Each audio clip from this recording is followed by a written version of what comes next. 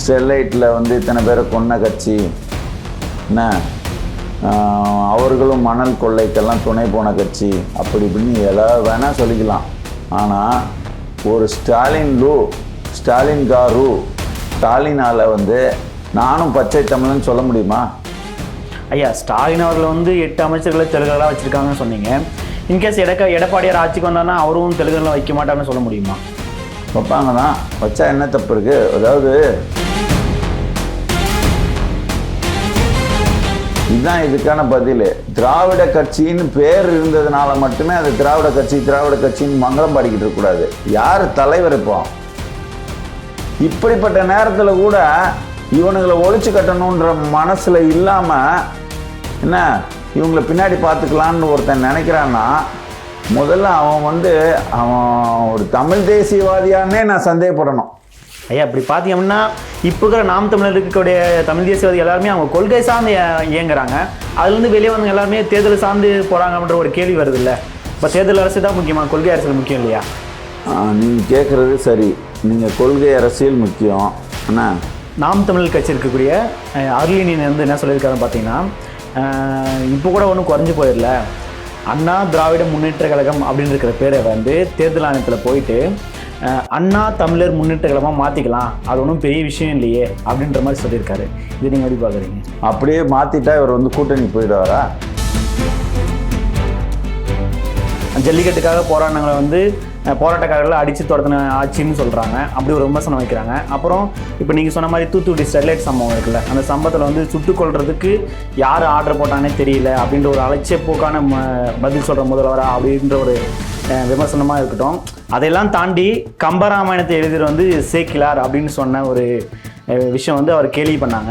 5000 ரூபாய் கணக்கு தெரியாத ஸ்டாலின், பதனியை குடிச்சிட்டு எவ்வளோ சக்கரை போட்டிருக்கீங்கன்னு கேட்ட ஸ்டாலின், என்ன ஒரு குழந்தைக்கு வந்து பேர் வைக்கும்போது வந்து அதில் கூட உளறிக்கிட்டு இருக்க ஸ்டாலின், அவர் சரியாகிறா? அவர் சரிப்பட்டு வர மாட்டார்ல? உங்களுக்கு நாகப்பட்டினத்தில் சீட்டு கொடுக்குறேன் வைக்கிறேன் அப்படின்லாம் வந்து எனக்கு அப்படிலாம் பேசியிருப்பாங்களான்னு தெரியாது. இந்த ராஜீவ்காந்தி போன்ற நபர்கள் வந்து எந்த கொள்கையும் இல்லாமல் ஈவேரா தான் அவர்களுக்கு முக்கியன்ற ஒன்று போய் சேர்ந்துருப்பாங்க. ஆனால் இனம் முக்கியன்றவன் ஒரு பையன் போய் சேர மாட்டான். அப்போ காளியம்மாளுக்கு அங்கே போகிறதுக்கான வாய்ப்பு கிடையாது. இந்த விஜய் கட்சி கூட போவார்னு தான் எதிர்பார்த்தாங்க. ஆனால் அந்த விஜய் திரிசான்ற பிரச்சனை வந்துட்ட பிறகு சங்கீதா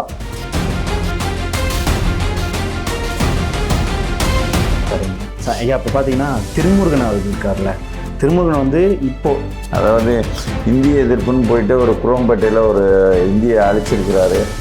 உடனே வந்து அதில் யாரோ ஒருத்தர் ரயில் முன் பாஞ்சு அவருக்கு வந்து காயம்பட்டு உடனே முதல்வர் போய் அங்கே போய் மருத்துவமனையில் பார்த்துருக்கிறாரு. ஒரு நாடகம்.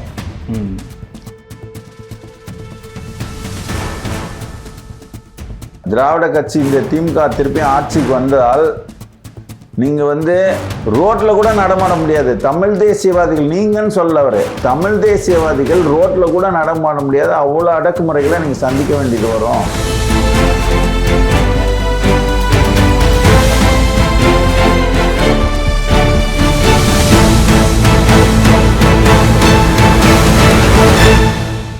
நம்ம பண்ணை இயற்கை அங்காடி 100% இயற்கை வேளாண் தயாரிப்பு. தொடர்புக்கு 87 54 44 92 99. உலகில் எங்கு பிறப்பினும் தமிழ் கற்கலாம், கற்பிக்கலாம். Learn and teach Tamil from worldwide. avayarpaadasali.org. TN media நேயர்களுக்கு வணக்கம். இன்று நம்மோடு தமிழர் முன்னேற்ற கழகத்தின் பொதுச் செயலாளர் அதியமான் இணைந்துள்ளார். அவரோடு பேசுவோம். ஐயா வணக்கம். வணக்கம். வணக்கம் ஐயா. இன்னும் 2026 சட்டமன்ற தேர்தல் இன்னும் சில நாட்களே உள்ள நிலையில் எல்லா அரசியல் கட்சியிலுமே நிறைய திருப்பங்கள் நடந்துட்டுருக்கு. அந்த வகையில் இப்போது அதிமுகவில் வந்து முன்னாடி நாம் தமிழர் கட்சியில் இருந்த காளியம்மாள் வந்து இப்போ இணைஞ்சிருக்காங்க. அதை பற்றி உங்களுடைய கருத்து என்ன? அதை நான் வரவேற்கிறேன். ஏன்னா வந்து நாம் தமிழரை விட்டு வெளியேறி ஓராண்டுகள் வந்து இந்த கட்சிக்கு போவாரா அந்த கட்சிக்கு போவாரான்னு சொல்லி ஒரு எதிர்பார்க்கப்பட்ட நிலையில் வந்து இப்போ ஒரு தெளிவான முடிவோட, அதுவும் நான் எப்படி பார்க்குறேன் அப்படின்னு கேட்டிங்கன்னா, இந்த விஜய் கட்சி கூட போவார்னு தான் எதிர்பார்த்தாங்க. ஆனால் அந்த விஜய் திரிசான்ற பிரச்சனை வந்துட்ட பிறகு சங்கீதா நீதிமன்றத்துக்கு போய் விவாகரத்து கேட்குறதும், அடுத்து வந்து இவருக்கு இன்னொரு பெண்ணோட தொடர்பு இருக்குது அப்படின்னு சொல்லியிருக்கிற நேரத்தில் ஒரு 2 நாள்லேயே வந்து இவர் வந்து ஆமாம் உண்மைதான் அப்படின்ற மாதிரி திரிசா கூட சுற்றுறாரு. ஸோ இப்படியெல்லாம் ஒரு நிலைமையில் வந்து உண்மையிலே ஒரு தமிழ் சமூகம் ஒரு பண்பான சமூகமாக ஒரு அறம் சார்ந்த வாழ்வியல் அமைத்து கொண்டு நல்லபடியாக போகணுன்ற ஒரு ஒழுக்கமும் நேர்மையாக கொண்டு போன ஒரு சமூகமாக இருக்கும்போது சாதாரணமாக ரோட்டில் சுற்றுறவங்க போல் வந்து எல்லோரும் செயல்பட முடியாது. ஒரு அரசியல் கட்சி தலைவராக இருக்கிறவங்களுக்கு ஒரு மாண்பு இருக்கணும், நம்ம இப்படி தான் இருக்கணும் அப்படின்னு. நம்மளை பார்த்து தான் வந்து இந்த சமுதாயம் வந்து மாறும். அதை அந்த அந்த அந்த அந்த விஷயம் வந்துட்டு காளியம்மாளுக்கு வந்து ஒரு இந்த விஜய் பண்ணது வந்து ரொம்ப ஒரு அசிங்கமாக தெரிஞ்சிருக்கும்னு நினைக்கிறேன். அதனால தான் வந்து அந்த விஜய் திரிசா பிரச்சனை வர்றதும் இவங்க வந்து உடனே வந்து அதிமுகவுக்கு போகிறதும் ஒரு காலகட்டத்தில் நடக்குது. ஏன்னா அது வரைக்கும் வந்துட்டு ஒரு பார்வையாளர் மாதிரி வந்துட்டு கழுகு பார்வையில் பார்த்துட்டு எதுக்கு போகலாம் இது சரின்னு பார்த்துக்கிட்டு இருந்த ஒரு காளியம்மாள் இப்போ ஒரு சட்டன முடிவு எடுக்கிறதுக்கு இது தேராது, இது வந்து சரிப்படாது நமக்கு அப்படின்ற ஒரு முடிவு எடுக்கிறதுக்கு இந்த விஜய் திரிசா பிரச்சனை வந்து பயன்பட்டிருக்கு. அடுத்து வந்து தமிழர் தலைமையிலான ஒரு கட்சிக்கு நான் போகிறேன் அப்படின்னு அவங்க சொல்லியிருக்காங்க. முக்கியமாக அந்த வார்த்தை கவனிக்கப்பட வேண்டியது. திமுகன்ற ஒரு கட்சி தெலுங்கர் முன்னேற்ற கழகம்னு நாங்கள் தொடர்ந்து 2021 நேராக சொல்லிக்கிட்டு இருக்கோம். 2014 ஒரு தெலுங்கு ஆதிக்கம்தான் திராவிடன்னு சொல்லிக்கிட்டு இருக்கோம். அந்த ஒரு எங்களோட கருத்தும் வந்து அவங்களுக்கெல்லாம் வந்து எங்களோட கருத்து வந்து இன்றைக்கி பல தலைவர்களை வந்து பேச வச்சுக்கிட்டு இருக்கு. ஏன்னா ஒரு தெலுங்கர் தலைமையில் மட்டும் கிடையாது, அது ஒரு தெலுங்கு ஆதிக்கம் செய்துக்கிட்டு தமிழர்களை மட்டமாக இழிவாக நடத்தி தமிழர்களை முட்டாள்களாக நடத்துகிற ஒரு அமைப்பாக வந்து அந்த திராவிட அமைப்புகள் திராவிட கட்சிகள் இதுக்கு எல்லாத்துக்கும் கூட்டு தலைமையாக இருக்கிற தெலுங்கர் முன்னேற்ற கழகம் செயல்படுது. அதை வந்து இந்த வரப்போகிற தேர்தலில் ஒழிச்சு கட்டணுன்றது தான் எங்களோட முடிவு. ஏன்னா இந்த இவ்வளோ நவீன காலத்தில் ஒரு தெலுங்கர்கள் வந்து தமிழ்நாட்டில் அழிச்சாட்டியம் பண்ணுறது ஏற்றுக்கொள்ள முடியாதுன்ற கருத்தை நாங்கள் தொடர்ந்து பேசிகிட்டு இருக்கோம். அதுவும் வந்து அவங்க உள்வாங்கி தமிழர் தலைமையிலான ஒரு கட்சிக்கு நான் போகிறேன் அப்படிங்கும்போது வந்து தமிழர்கள் ஒரு கட்சி நமக்கு வந்து வரணும்னு நினச்சா அது அதிமுக தான். வேறு நாம் தமிழர் இருக்கலாம், அதால் வந்து திமுகவை வீழ்த்த முடியாது. அவங்க வந்து முன்னாடி வாக்கு வாங்கினதை விட கொஞ்சம் கூட வாங்கிக்கலாம், அதுக்கு வேணால் முயற்சி செய்வாங்க. மற்றபடி வந்து ஆட்சியை வீழ்த்தணுன்ற நோக்கம் வந்து அவர்களுக்கும் கிடையாது. அப்படி எந்த நோக்கம் இல்லாதவர்களாக தமிழ் தேசியவாதிகளாகிய நாங்கள் இருக்க முடியாது. காளியம்மாள் ஒரு தமிழ் தேசியவாதி.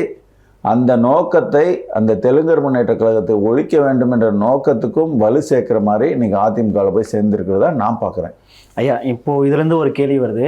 அதிமுகவில் காளியம்மாள் ஏன் இணைஞ்சாங்கன்னு நீங்கள் சொன்னீங்க. அதிமுகவோட ஆதரவு நிலைப்பாடு உங்களுக்கு நல்லா தெரியும். அவங்க எப்படி இணைஞ்சாங்க, எதற்காக இணைஞ்சான்னு ஒரு கேள்வி வருதுல்ல.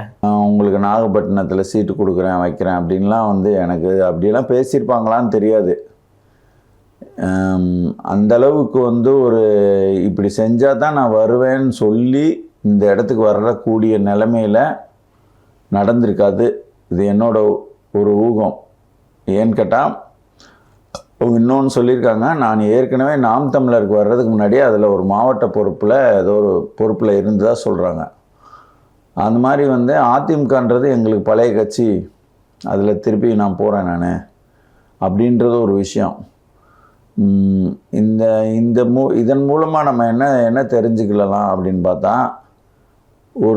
ஏதோ ஒரு கட்சியில் இப்போ நாங்கள்லாம் வந்து நாம் தமிழர் விட்டு வெளியில் வந்தாலும் ஒரு தனி கட்சி தொடங்கி மிகப்பெரிய அளவில் எனக்கு இந்த தமிழ் இனத்தை வழி நடத்துகிற அளவில் தமிழ் இனம் எப்படி போனால் அடுத்தடுத்த படிக்கட்டில் முன்னேறி போகலாம் அப்படின்றத நாங்கள் சொல்லும் விதமாக தான் திமுக தெலுங்கர் முன்னேற்ற கழகம் அதை ஒழிச்சு கட்டினா தான் தெலுங்கு அரசியல் ஆதிக்கம் 700 ஆண்டுகளாக இருக்குது.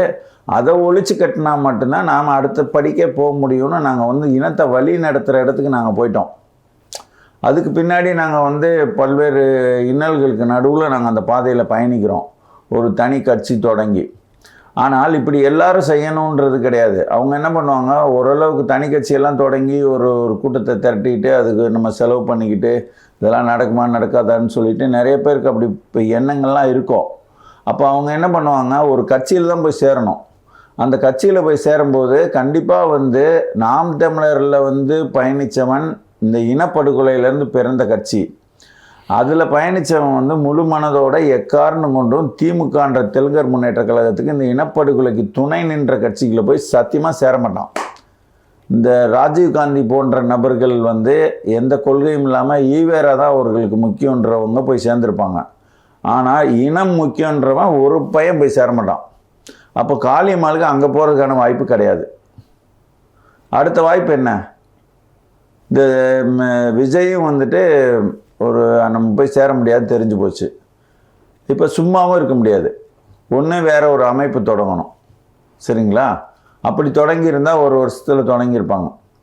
அப்போ அவங்களுக்கான ஒரே ஒரு வாய்ப்பு, நல்ல வாய்ப்பு, எல்லாரும் ஏற்றுக்கொள்ளக்கூடிய வாய்ப்பு, தமிழ் தேசியவாதிகளும் எங்களை போன்ற தமிழ் தேசியவாதிகள் வரவேற்கக்கூடிய ஒரு வாய்ப்பு அதிமுகவுக்கு போகிறது மட்டும்தான். இதனால் வந்துட்டு இந்த சூழலில் நான் எனக்கு வந்து நாகப்பட்டினம் கொடுப்பீங்களா எடப்பாடி அப்படின்னு கேட்டுட்டோ ஏதோ ஒரு பேரத்தை பேசி நிகழ்த்திட்டோ போகிறதுக்கான வாய்ப்புகள் குறைவு. ஐயா, இப்படி இருக்கும்போது இப்போ நீங்கள் சொன்னீங்கல்ல, காளியம்மாள் இணைஞ்சோன்னு ஒரு ஸ்டேட்மெண்ட் சொன்னாங்க. என்ன ஸ்டேட்மெண்ட்னா, அவர் ஒரு தமிழராக இருப்பதனால ஒரு தமிழர் தலைமையில் நான் வந்து இணைஞ்சிருக்கேன், அதிமுக இணைந்திருக்கேன்னு சொன்னாங்க. இப்போது எடப்பாடி அவர்கள் தமிழராக இருந்துட்டு போட்டோம், ஆனால் அந்த கட்சியை பார்க்கும்போது அதிமுக இதை வந்து ஒரு தமிழ் சித்தாந்த கட்சியாக எடுத்துக்க முடியுமா, இல்லை ஒரு திராவிட கட்சியாக எடுத்துக்க முடியுமா? இதெல்லாம் வந்து திருப்பி எல்லாருக்குமே இந்த கேள்வி வந்துட்டு இல்லை எல்லாருக்குமே இல்லை, அதெல்லாம் வந்து தெரிஞ்சுக்கிட்டே கேட்குறது. அதாவது வந்து இது போகாத ஊருக்கு வழி தேடுற மாதிரி ஒரு தெரிஞ்சுக்கிட்டே கேட்கப்படுற பலர் வந்து அவங்களுக்கு விட இதுக்கு தெரியும். என்ன பச்சை தமிழர்னு சொல்லிட்டு இவங்க இப்போ ஒரு தமிழர் தலைமையிலான அப்படின்னு சொல்லிட்டு இவங்க சொல்லிட்டாங்க. ஆனால் ஒரு எதிரியாக இருந்தவர் யார், தினகரன், அவர் இப்போ வந்து அதிமுக கூட்டணியில் போய் சேர்ந்துட்டு மோடி அவர்கள் இருக்கிற மேடையிலே வந்து பச்சை தமிழர் எடப்பாடி ஆட்சி வர வேண்டும்.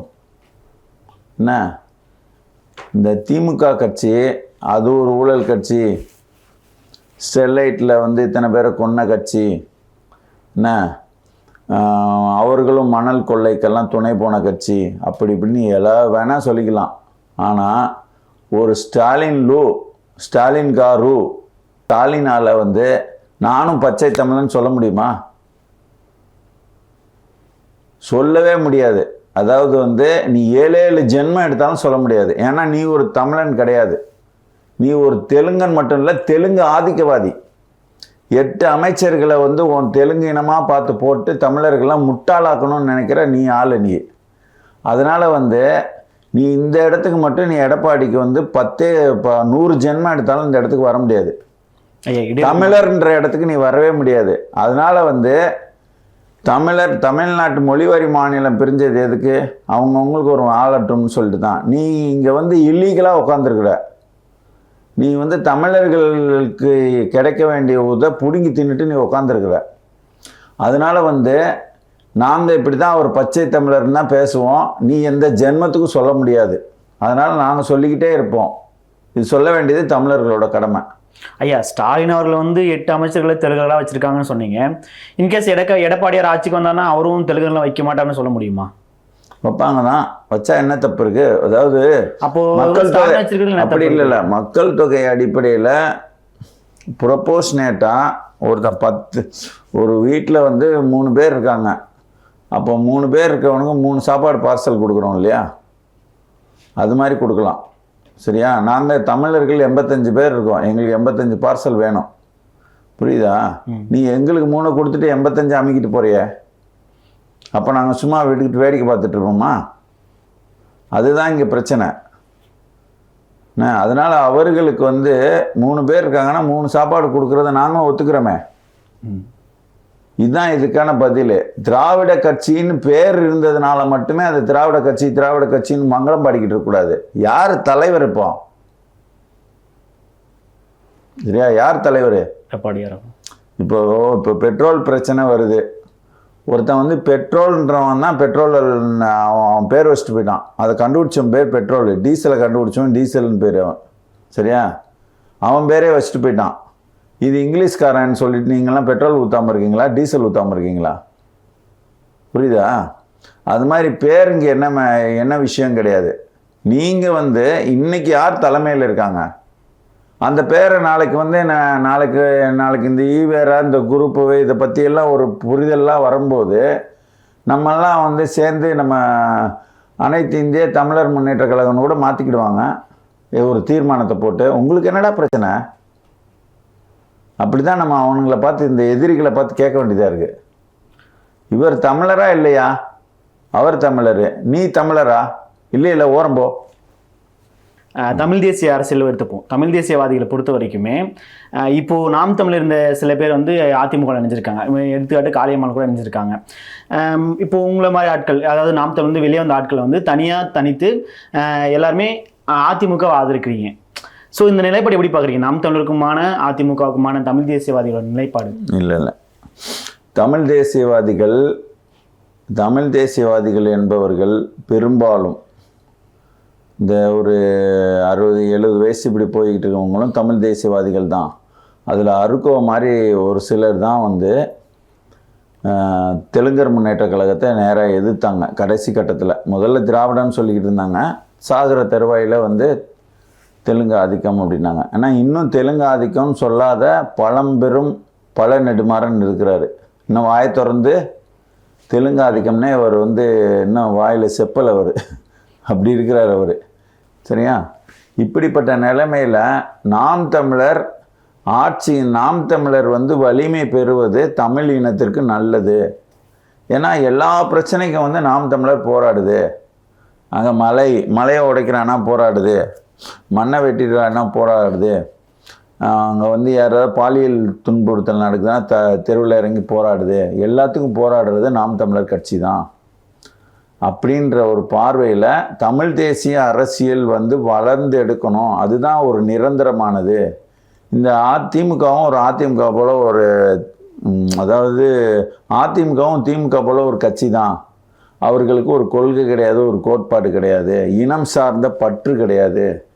இன்னொரு பக்கம் வந்து நாளைக்கு பாஜக இவங்களை வழி நடத்துது, இவங்க எப்படி போவாங்களோ அப்படின்னு சொல்லிட்டு ஒரு கருத்தியல் இருக்குது. அந்த கருத்தியலை வந்து மற்றவங்க பேசுறது வேற. ஆனால் தமிழ் தேசியம் சொல்லிக்கிட்டு இந்த இருக்கிற நாம் தமிழர்காரங்களே என்ன பண்ணுறாங்க, இதை இப்படி வம்படியாக பரப்புகிறாங்க. இதை நம்ப முடியாது. எடப்பாடி அவர் ஒரு திராவிடர் தானே, அதுதானே இதானு, இதெல்லாம் பேச்சுக்கு தான் நல்லாயிருக்கும். நான் கேட்குறேன் நாம் தமிழர் கட்சிக்காரங்களை பார்த்து, உங்களுக்கு வந்து நாளைக்கு திமுக வந்தாலும் வரட்டும்னு உங்களுக்கு இருக்கலாம், ஆனால் எங்களை போன்றவர்களுக்கு இருக்க முடியாது. ஏன்னா நாங்கள் வந்து 2021 வந்து திமுக தெலுங்கர் முன்னேற்ற கழகம்னு அறிவித்து என்னை தூக்கி 70 நாள் ஜெயிலில் போட்டானுங்க. புரியுதா? நான் அன்னைக்கு சொன்னது நீங்கள் கேட்டிருந்தீங்கன்னா இவ்வளோ அட்டூழியம் நடந்திருக்காது. ஆனால் இவ்வளோ அட்டூழியம் 8 அமைச்சர்கள், ஊரெல்லாம் கருணாநிதி பேரில் வந்து பேருந்து நிலையங்கள் எல்லாம் பார்த்துக்கிட்டோம். அந்த படத்தை பார்த்துக்கிட்டு நீங்கள் ரசனையோடு நீங்கள் தெரிவிங்க. ஆனால் இதெல்லாம் ஒழிச்சு கட்டணும்னு நினைக்கிற எவன்லாம் மான ரோஷத்தோடு வந்து இருக்கிறானோ அவன் மொத்த பேரும் வந்துட்டு முதல் சாய்ஸ் இவனை ஒழிச்சு கட்டுறதா, இல்லை இவன் வந்து இருந்தாலும் பரவாயில்ல, ஆட்சிக்கு வந்தாலும் பரவாயில்ல, நாம் வந்து இதை தான் வளர்த்து எடுக்கணும் அப்படின்னு. புரியுதா? அப்போ வந்து இதுதான் ஆப்ஷன் உங்களுக்கு. இதை ஒழிச்சு கட்டணும். இது போன தடவை வந்து 2 வாங்குச்சு, அப்புறம் வந்து 4 வாங்குச்சு, 6 வாங்குச்சு, 8 வாங்குச்சு, இப்போ கூட போனால் ஒரு 10 வாங்க போகுது. இன்றைக்கி ஒரு 2 கம்மியானாலும் இதனால ஒரு பிரச்சனை கிடையாது. நான் இது ஆட்சிக்கு வரப்போகிறது கிடையாது. 1-2 பேர் சட்டமன்ற உறுப்பினர் ஆவாங்களான்றதே டவுட்டான விஷயம். இப்படிப்பட்ட நேரத்தில் இவர்களை நம்ம பின்னாடி கூட ஆதரிச்சுக்கலாம். ஆனால் இவனை நம்ம வர விட்டா என்னாகும்? மொத்த நாட்டையும் வந்து தெலுங்கர் நாடாக மாற்றி விட்டு போயிடுவான். இப்போ நீ வந்து என்ன பண்ணுவான், இன்றைக்கி நாளைக்கு ஒருத்தர் வந்து சந்திரன் ராஜான்றவர் பதிவு போட்டிருந்தாரு, தம்பிக்கலாம் இந்த தெலுங்கர் முன்னேற்ற கழகம்னு அவர் சொல்ல, திராவிட கட்சி இந்த திமுக திருப்பியும் ஆட்சிக்கு வந்தால் நீங்கள் வந்து ரோட்டில் கூட நடமாட முடியாது. தமிழ் தேசியவாதிகள் நீங்கன்னு சொல்லவர், தமிழ் தேசியவாதிகள் ரோட்டில் கூட நடமாட முடியாது, அவ்வளோ அடக்குமுறைகளை நீங்கள் சந்திக்க வேண்டியது வரும் அப்படின்னு எழுதினார். அவர் வந்து அதிமுக ஆட்சிக்கு வரட்டும், நாம் தமிழரும் கொஞ்சம் நல்ல வாக்கு சதவீதம் வாங்கட்டும், அவரை நான் குறை சொல்ல மாட்டேன். அவர் வந்து ஆட்சி வந்து இந்த ஆட்சி தான் வரணும்னு தீர்மானமாக அவர் தொடர்ந்து எழுதிக்கிட்டு இருக்கிறாரு. சரிங்களா? நாங்கள் வந்து அவரளவு கூட எங்களால் இருக்க முடியாது. என்ன, நாம் தமிழர் வந்து 2, 4ன்னு படிக்கட்டில் ஏறி வந்துச்சுல, அது வந்து வரட்டும், அது அவரோட தனித்தன்மை. ஆனால் போன தடவை நாங்கள்லாம் போயிட்டு இப்படியே 2 பேர் தமிழருக்கு ஓட்டு போடுங்கன்னு சொல்லிட்டு, ஆனால் அங்கே ஓட்டு பட்டனில் போய் கை வைக்கிற நேரம் நாம் தமிழருக்கு போட்டோம் பார்த்தீங்களா? போட்டதுனால நாங்களும் சேர்ந்து பாவி ஆகிட்டோம் அந்த தெலுங்கர் முன்னேற்ற கழகம் வர்றதுக்கு. என்ன, நாங்கள் வந்து அந்த போன தடவை வந்துட்டு இதே எண்ணத்தோடு அதிமுகவுக்கு போட்டிருந்தோம்னா குறைஞ்சபட்சம் வந்து சின்ன வித்தியாசத்தில் தானே தோல்வி அடைஞ்சது. கண்டிப்பாக. அப்போ அதுவாது வந்து காப்பாற்றப்பட்டிருக்கும். இப்படிப்பட்ட நேரத்தில் கூட இவனுங்களை ஒழிச்சு கட்டணுன்ற மனசில் இல்லாமல் என்ன இவங்களை பின்னாடி பார்த்துக்கலான்னு ஒருத்தன் நினைக்கிறான்னா, முதல்ல அவன் வந்து அவன் ஒரு தமிழ் தேசியவாதியானே நான் சந்தேகப்படணும். ஐயா இப்படி பார்த்தீங்கன்னா இப்போ இருக்கிற நாம் தமிழர் இருக்கக்கூடிய தமிழ் தேசியவாதி எல்லாருமே அவங்க கொள்கை சார்ந்து இயங்குறாங்க. அதுலேருந்து வெளியே வந்து எல்லாருமே தேர்தல் சார்ந்து போகிறாங்க அப்படின்ற ஒரு கேள்வி வருது இல்லை? இப்போ தேர்தல் அரசு தான் முக்கியமா, கொள்கை அரசியல் முக்கியம் இல்லையா? நீங்கள் கேட்குறது சரி. நீங்கள் கொள்கை அரசியல் முக்கியம். அண்ணா இப்போது ஒரு கொள்கையை நீங்கள் வந்து என்னை விட பெரிய கொள்கைவாதி இங்கே இருக்காங்களா? நான் கேட்குறேன். சீமானாவது வந்துட்டு என் வீட்டு வாயிற்கதவில் உதயசூரியன் தானே இருக்கிறது அப்படின்னு சொல்லிட்டு பேசி கருணாநிதி படத்தை வீட்டில் வச்சுருந்தவர். அப்புறம் நான் பேசின பிறகு தான் அடித்து தூக்கி போட்டார். என்ன, ஈழப்படுகொலை நடந்த பிறகும் கருணாநிதி படத்தை வீட்டில் வச்சுருந்தவர். இந்த 2020 வரைக்கும் வந்து அந்த ஈவேராவுக்கு மாலை போட்டுக்கிட்டு இருந்தவர். சரியா? அப்போ நாங்களாம் 2012 தூக்கி தூர போட்டுட்டோம் அந்த ஈவேராவை. போட்டு எதிராகிட்டோம், நிலைக்கு வந்துட்டோம். அவர் இப்போ பேசுகிறாரு, டே இப்போ தாண்டா தெரியுது எல்லாத்துக்கும் காரணம் அந்த கிழவன் தாண்டா. அப்போ நாங்கள் 12 வருஷத்துக்கு முன்னாடியே தெரிஞ்சிருச்சு. அப்போ நாங்களே என்ன யார்? அப்போ நாங்கள் யார்? அப்போது 12 வருஷத்துக்கு முன்னாடியே கண்டுபிடிச்ச நாங்கள் பேசுகிறது விவரமான பேச்சா? நீங்கள் வந்து பேசுகிறது வந்து நீங்கள் கொள்கை கோட்பாடுன்னு சொல்லிட்டு நீங்கள் ஒரு ரூட்டில் எங்கேயோ இழுத்துட்டு போகிறீங்களே, இந்த இவன் வந்தாலும் வரட்டும் நாங்கள் இப்படி போகிறோம்னு, இது கொள்கையா? வந்து உங்களோட கொள்கையை நிலைநாட்டணும்னா உங்களை வந்து நீங்கள் நடந்து போகிற பாதையில் அணுகுண்டு வைக்கிறவனை நீங்கள் அப்புறப்படுத்தணும். என்ன, ஒரு பக்கம் கண்ணி வெடி வச்சாலும் வைக்கட்டும், நான் கொள்கையிலே நடந்து போகிறேன்னா குண்டடிப்பட்டு தான் நீங்கள் சாகணும். புரியுதா? அவன் கண்ணி வெடியாக வச்சுக்கிட்டு இருப்பான் உங்களுக்கு. அப்போ உங்களுக்கு கண்ணி வெடி வைக்காமல் உங்கள் பாதையை சரிப்படுத்தணும். உங்கள் பாதை வந்து பாதுகாப்பானதாக மாறணும். இதெல்லாம் வந்து ஐயா மணியரசனுக்கும் தெரியாது. ஏன் தெரியுமா? இப்போ கொள்கை பின்னாடி போய்கிட்டு இருக்கிறார் அவர்.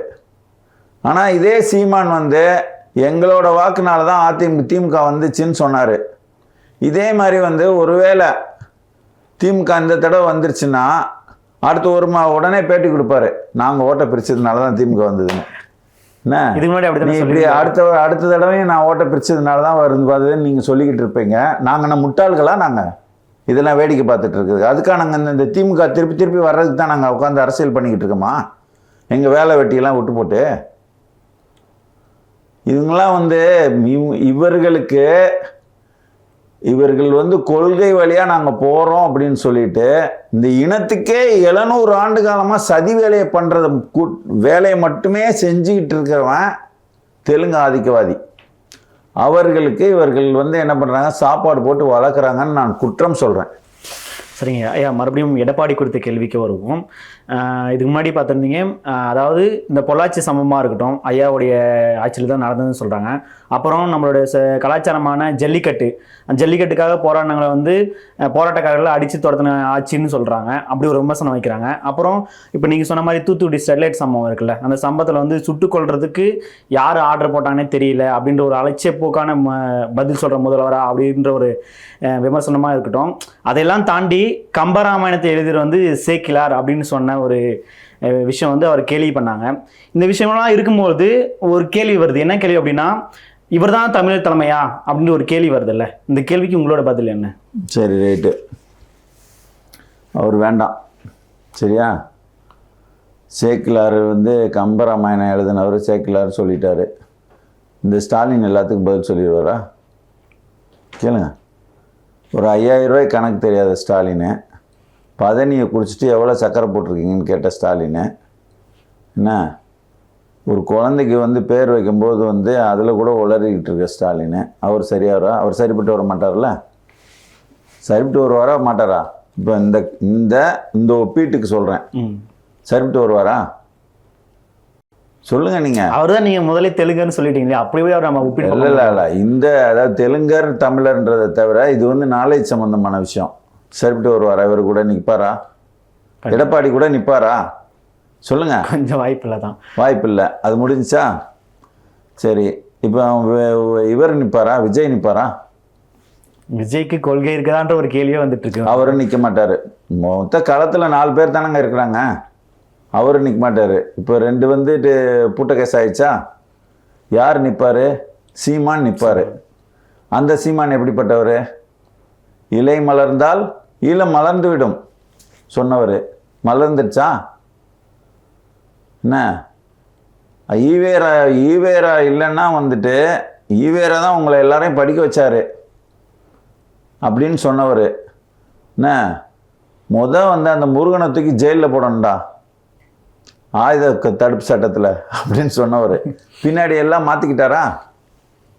அதாவது ஒரு அரசியலவே வந்து நிறைய நூல்களை படித்த சீமானே வந்து தடுமாறி எந்திரிச்சு வந்துட்டு இருக்கிறாரு. ஏன் ஒரு வார்த்தை தவறியோ இல்லை தெரியாமையே சேக்கிலார் தான் சொன்னால் உங்களுக்கு என்னையா அந்த நாட்டில் குறைஞ்சி போச்சு? கம்பராமாயணத்தில் எழுதுனது கம்பர்னு சொல்லாமல் அவர் சொல்லிட்டாரு. சொன்னதுனால இங்கே எல்லாம் குடிமொழி போச்சா? அது ஒரு விஷயம் கிடையாது. சரியா? இப்படியே விட்டுருவோம். அவ்வளோ 7 இந்த அதாவது இவருக்கு வந்து எல்லாம் அதாவது சூசைட் பண்ணி சாவுது. நீட்டில் வந்து என்ன பண்ண முடியலன்னு 7.5 விழுக்காடு கொடுத்து என்ன ஒரு சாதாரண அரசு பள்ளி மாணவர்களுக்கு கூட வந்துட்டு நீ போய் மருத்துவத்துக்கு போய் சேரலான்னு சொன்னார். அவருக்கு அறிவு இல்லையா? இதை இந்த 7.5 கொடுத்தா பரவாயில்லன்ட்டு சீமான் வந்து அவருக்கு ஆலோசனை சொன்னாரா? இப்போ சீமான் தான் அறிவாளி அரசியலில், வேற எல்லாம் முட்டாள்கள். ஓகே, சீமான் வந்து இந்த 7.5% ஒன்று கொண்டு வந்தால் தலைவரேன்னு சொல்ல வேணாம், எடப்பாடி அண்ணன் நீங்கள் வந்து இதை கொஞ்சம் வந்து பேலன்ஸ் பண்ணலான்னு இவர் சொன்னாரா? இல்லை சொல்லாமல் தானே அவராக செஞ்சார். அவருக்கும் யாரோ ஆலோசனை கொடுத்துருப்பாங்க, நல்லதை எடுத்துக்கிட்டாரா? விட்டுருவோம். இப்போது ஸ்டெர்லைட் துப்பாக்கி சூடை வந்து நீங்கள் பேசிக்கிட்டே வந்து ஸ்டெர்லைட் துப்பாக்கி சூடவே பேசுகிறீங்க. பேசிட்டு நீங்கள் என்ன பண்ணணும்? அப்படி ஒரு நிகழ்ச்சி அவர் தெரிஞ்சு நடந்ததோ தெரியாமல் நடந்ததோ, உங்களுக்கான இன்னைக்கு ஆப்ஷன் ஸ்டெர்லைட் துப்பாக்கி சூட பேசுகிறீங்கன்னா அப்படி ஒரு குற்ற நிகழ்வில் சம்மந்தப்படாத ஒருத்தரை நீங்கள் கொண்டு வரணும். 1.5 லட்சம் பேரை கொண்ட கொலகார பாவியாக ஸ்டாலின் கூட்டம் இருக்குது. அது நீங்கள் கொண்டு வர முடியாது. என்ன அந்த ஸ்டாலின் கூட்டத்துக்கெல்லாம் வந்து ஒரு கொள்கை பிதாமகனாக இருக்கிறவர் ராமசாமி நாயுடு. அவரை தலையில் தூக்கி வச்சுக்கிட்டு திரிகிறாரு நம்ம இவர் யார், நம்ம விஜய். அதை விட கொடுமை, அந்த கொலையை நடத்தினது முதல் அக்யூஸ்டு வந்து சோனியா காந்தி குடும்பம். அந்த சோனியா குடும்பத்துக்கு கூட கூட்டணி போயிடலாமான்னு கூட முயற்சி பண்ணார். இப்போ அவரை கொண்டு வர முடியுமா? ஒரு 15 பேர் சுட்டாங்க, தப்பு. ஆனால் 1.5 லட்சம் பேர் சாவுக்கு காரணமானவங்க கூட 2 பேர் ஓடுறதுக்கு நீங்கள் தயாராக இருக்கிறீங்க. ஸோ நீங்கள் கொண்டு வர முடியாதா? நீங்கள் 2 பேர் பூட்ட கேஸாக போயிடுறீங்களா? அடுத்து ஒருத்தர் அதுலேயும் மிஞ்சி நிற்கிறது அண்ணன் சீமான் தான். என்ன அண்ணன் சீமான் எப்படிப்பட்டவராக இருக்கிறாரு? பாஜக தான் எங்களுக்கு எதிரி, திமுக எங்கள் பங்காளி. நான் இவன் கொலைகாரன்னு சொல்லாமல் கொலையாளின்னு சொல்லாமல் நீ பங்காளின்னு சொல்கிறையே, அப்போ ஒன்றை கொண்டு வரலாமா? சரி, கொண்டு வரதான் பார்ப்போன்னா நீ அந்த இடத்துல வந்து நாளைக்கு வந்து திமுகவை வீழ்த்தக்கூடிய இடத்துல நீ இருக்கிறியா? அப்போ இந்த பேச்சு வெட்டி பேச்சுன்னு தெரியுதா? இந்த 15 பேர் சொல்லிக்கிட்டு மங்களம் பாடுறது இங்கே வெட்டி பேச்சுன்னு தெரியுதா? ஏதோ ஒரு ஒப்புக்கு சப்பா பேசிக்கலாமே தவிர காரண காரியத்தோடு பேச முடியாது. இதை மட்டும் பேசி நீ ஆட்சிக்கு வந்துடுறேன்னா நீ எடுத்துக்கலாம். சரியா? அப்புறம் வேற என்ன சொன்னீங்க நீங்கள்? பொள்ளாச்சி சம்பவம். பொள்ளாச்சி சம்பவத்தில் வந்து இவர் மொத்த பேரையும் வந்துட்டு இவர் தான் வந்துட்டு டேய் நாட்டில் என்ன அட்டுலையும்னா பண்ணுங்கடா, நான் இருக்கேன் பார்த்துக்கிறேன்னு இவர் சொன்னாரா? ஒரு காவாலி பசங்க வந்துட்டு எல்லா காலத்துலேயுமே இருப்பானுங்க. சட்டம் ஒழுங்கை பாதுகாக்கிறதுக்கு, ஒரு குற்றத்தை தடுக்கிறதுக்கு ஒரு அரசு வந்து எப்படியெல்லாம் குற்றம் நடந்துரும்னு தடுக்கிறதுக்கும் முயற்சி பண்ணணும். அதே நேரத்தில் குற்றம் நடந்துட்ட பிறகு குற்றவாளிகளுக்கு கடுமையான தண்டனை கொடுக்கணும்.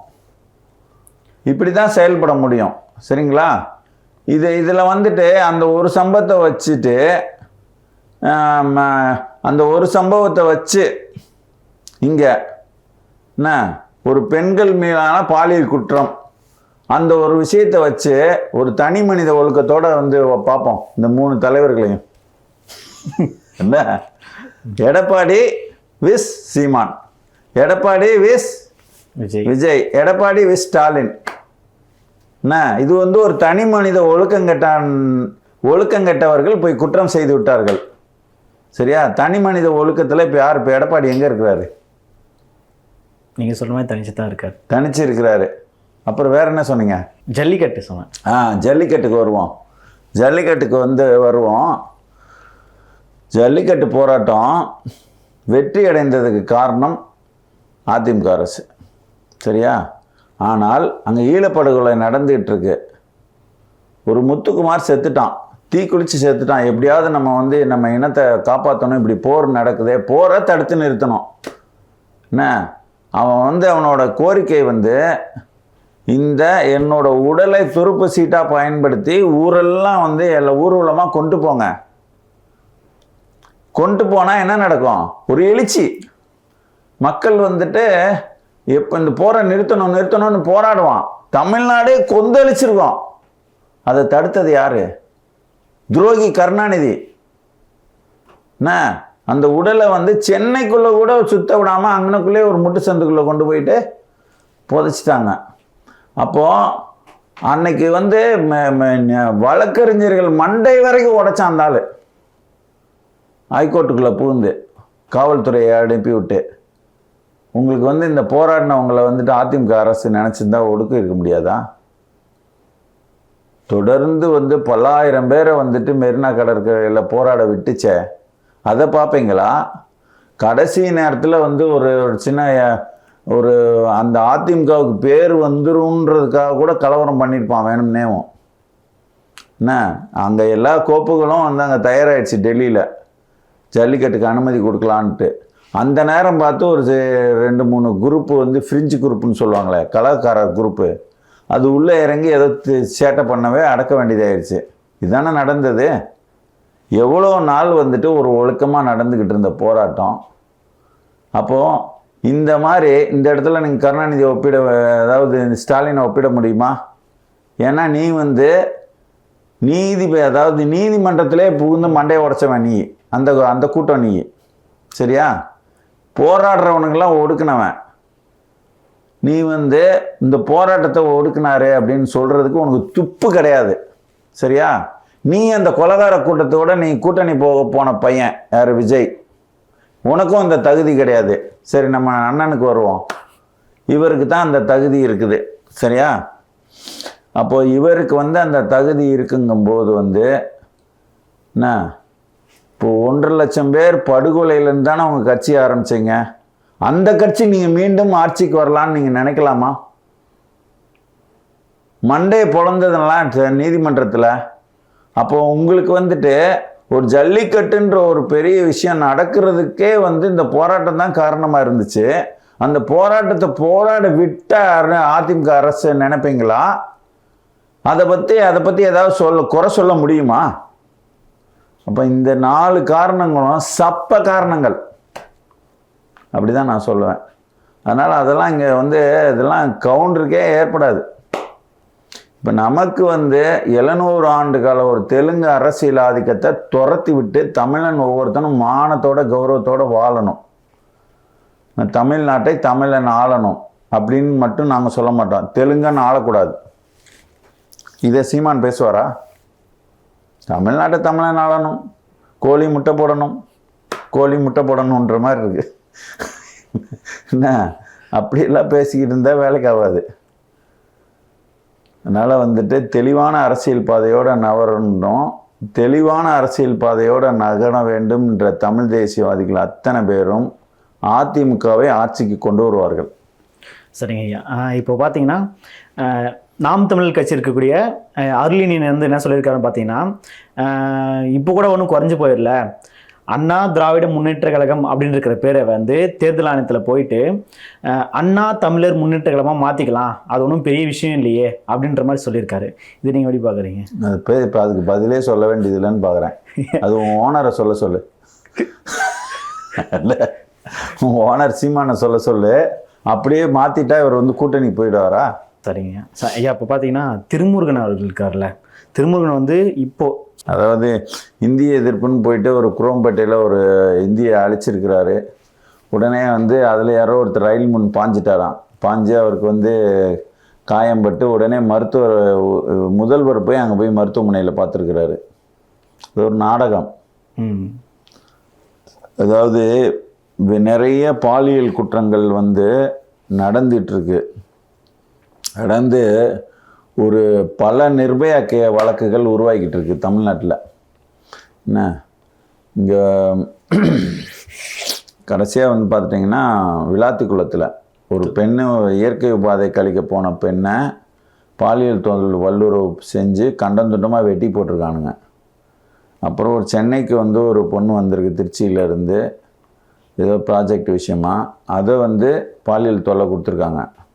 இப்படி தினம் தினம் வந்து பல்வேறு வழக்குகள் இந்த மாதிரி பாலியல் சம்மந்தமாக வந்துட்டு இருக்கும்போது அதை வந்து இவங்களால் வந்து நேருக்கு நேராக முகம் கொடுத்து ஃபேஸ் பண்ண முடியல. அப்போது இந்த நேரம் வந்துட்டு நீ போய் இந்தியா அழிச்சானா அழிக்காட்டண்ணா என்னடா அது? ஒரு குரோம்பேட்டையில் நீ ஒரு இடத்துல போய் அழிச்சிட்டா உடனே இங்கே நாட்டில் எல்லாம் சரியாயிடுமா? சட்டம் ஒழுங்கு சீராயிடுமா? இது ஒரு ஏமாற்று வேலை, ஒரு மடை மாற்றுறது. ஐயா, தங்கள் நேரத்தை ஒதுக்கி பல்வேறு தகவல் அளித்ததற்கு நன்றி ஐயா. நன்றி. மீண்டும் ஒரு காணொளியில் சந்திப்போம். நன்றி.